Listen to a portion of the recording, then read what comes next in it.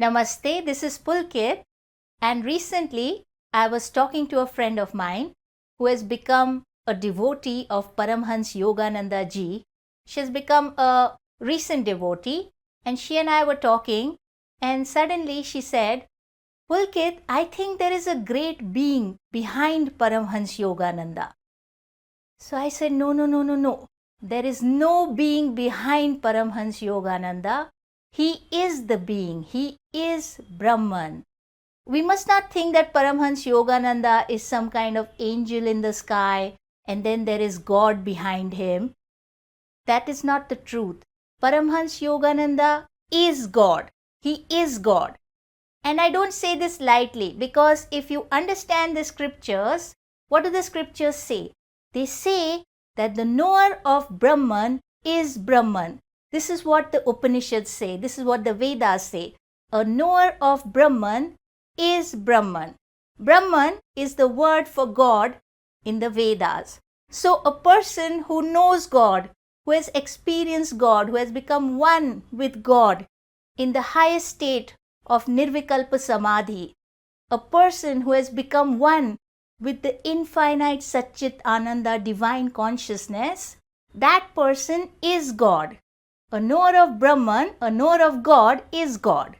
So Paramhans Yogananda ji is not just a saint or some kind of a angelic person with a cosmic being behind him. He is that cosmic being. So Yogananda ji is God.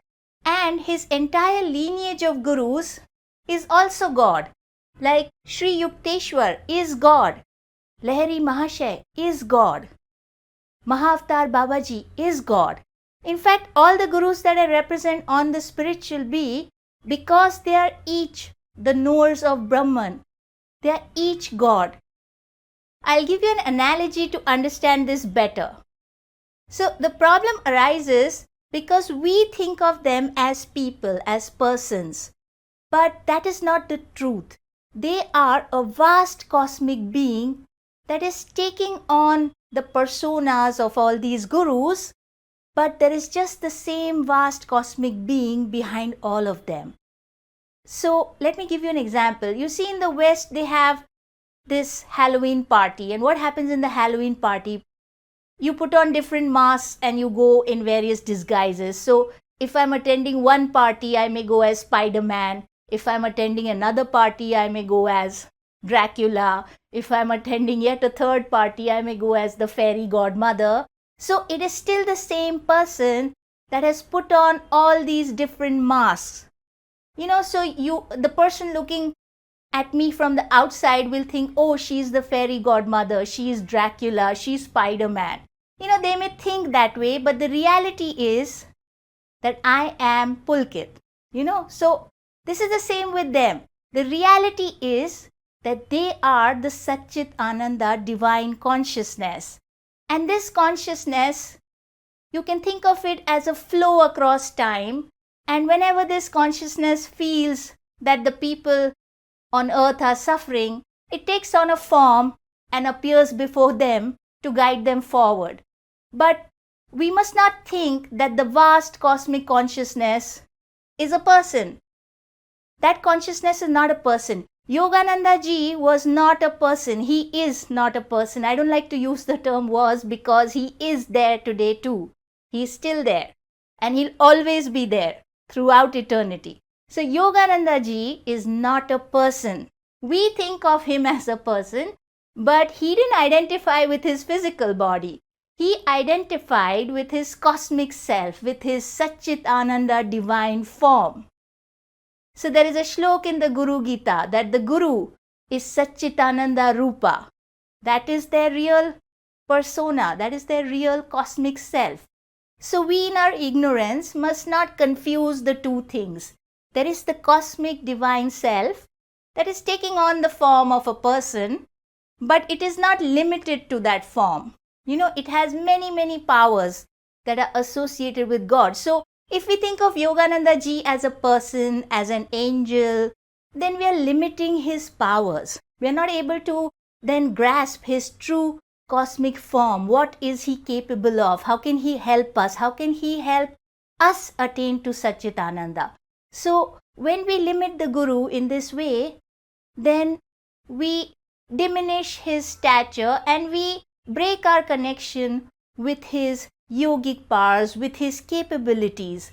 Whenever we go through difficult circumstances, we never think of the Guru as the person who can help us. Like, we may think of our friend, we may think of our parents, we may, call somebody else, but our mind doesn't go to the Guru because we have not familiarized ourselves with the powers and capabilities of that Guru.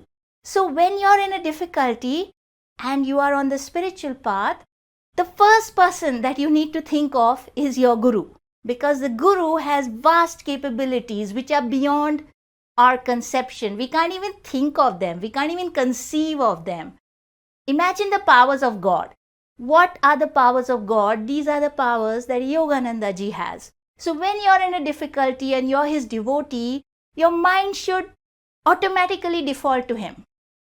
And you should say, Gurudev, I am in this difficulty. Please show me the way forward. And then, the situation will arrange around you so that you can come out of that difficulty. But if you default to your friend, if you default to your family, if you default to somebody around you, the kind of advice they can give and the kind of help they can provide is limited. But the Guru supersedes all this. And so, on the spiritual path, one has to anchor oneself in the Guru first. And in these people around us second. They are secondary. Okay, they are not primary, they are secondary. So, primarily we need to default to the Guru in our cry for help.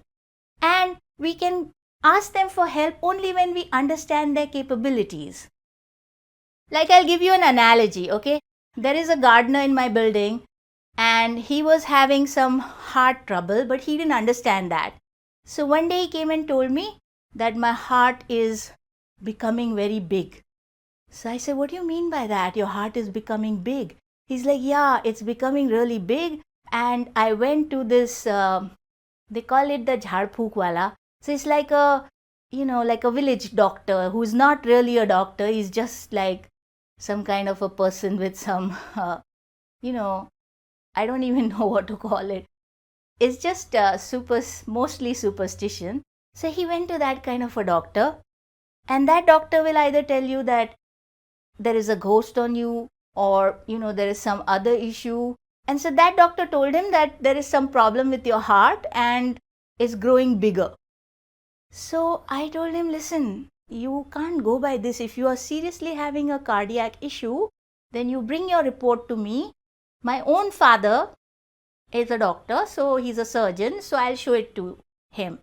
My dad has since passed, but at that time he was living, and so this guy got his report, and when my dad saw it, he immediately understood that this guy has a hole in his heart. And so he escalated his whole situation very rapidly. He called up the head of KEM.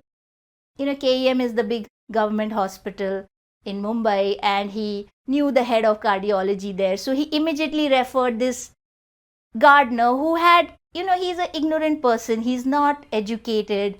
So he had no idea about this. So my dad immediately escalated him to a cardiologist, and that lady told him that you need to get operated immediately, because if you don't do that, you will not live. Your situation is very, very dire and you have just a few months to live. Okay, so he immediately got admitted and he was operated, and today he is completely healthy. So what I want to explain with this example is that we too, we live in this similar state like him. We live in a state of ignorance. We do not estimate, or we don't have an understanding of the powers that these gurus have. We have no ability to fathom their powers. So we never think of going to them. Like, he never thought of showing himself to a proper doctor. He was very much satisfied with his village doctor, who told him that I'll do some kind of rituals and sort out your issue, or there's a ghost on you, those kinds of things, So we too live in that kind of ignorance where we underestimate our gurus and we underestimate their help. And so this is one of the reasons why I've started the Yogic Powers podcast, so that people can understand what a guru is capable of. When you look at an incident of somebody else and how the guru intervened and helped them in their life, then when you have a similar problem, your mind will immediately default and say, oh, Gurudev, you helped him like that, so you can help me too. So I should put my faith in you. I should default to that higher power always and know that you're supporting me. I need not go through my difficulties feeling helpless, feeling that nobody is there to help me, feeling afraid and worried. I don't need to do that, because you, the higher power, are supporting me in the same way that you supported this person. So this is why I detail the incidents in that Yogic Powers episodes, so that we can familiarize ourselves and we can develop a proper understanding of what the guru is capable of. We should not think that the guru is a person who lived from this time to this time and now they've given up the body, so now they can't help me at all.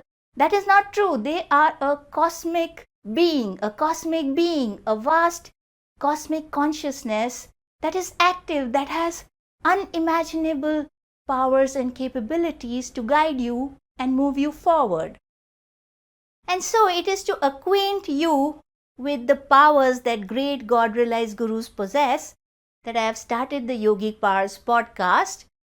Right now the episodes focus on Pandit Sriram Sharma Acharya, but you should not focus so much on the outer personality of the guru. You have to try and connect with their cosmic self, and you have to say, if you are a devotee of Paramhans Yogananda ji, and if you subscribe to the Yogic Powers podcast, you should say to yourself that, oh, he is capable of this, and so is my Guru Paramhans Yogananda ji. They have both attained to the Satchitananda divine consciousness in Nirvikalpa Samadhi. They are both established in Nirvikalpa Samadhi. So if Pandit Sriram Sharma Acharya could do this kind of a help for his disciple, so can my Guru. So why should I be afraid? Why should I be afraid? If I'm hospitalized, if I'm sick, if I'm going through a difficult time in my family, if the job situation around me is not good, it doesn't matter. I'm not alone. I am not traversing this life alone. I have a power behind me, and all I need to do is connect with that power. And the way to connect with that power is to develop your faith. The way to develop faith is, one of the ways is to listen to these episodes of how other people were helped by great gurus. And another way is to read the books. You have to read the books of Paramhans Yogananda ji.